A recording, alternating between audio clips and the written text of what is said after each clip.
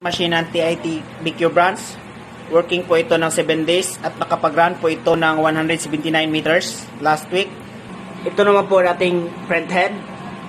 Ito naman po ang capping area natin.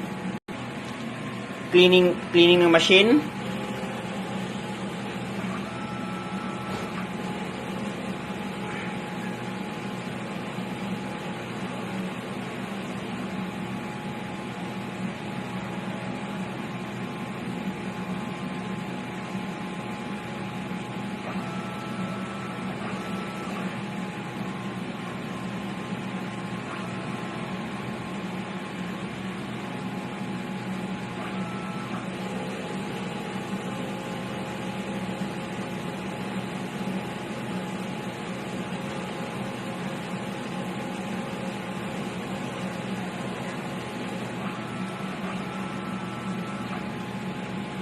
Next naman po is bago mag nozzle check ng machine, dapat punasan yung wiper.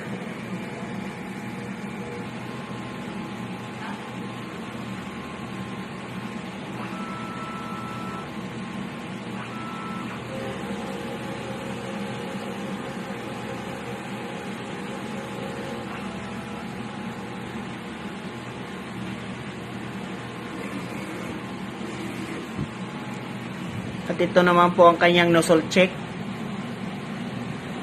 Ito naman po ang waste tank natin. Last disposal po yan is last week.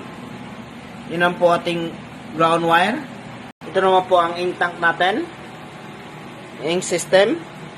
Ito naman po ang ating EBR. Ito naman po ang unused ink natin. Ito naman po ang film natin. Ito naman po ang daily checklist ng DTF machine natin. Dated po siya. Ito naman po ang na-consume natin na 5 white, isang powder. Ito naman po ang output record natin na may total of 179 meters. Yan lang po. Maraming salamat.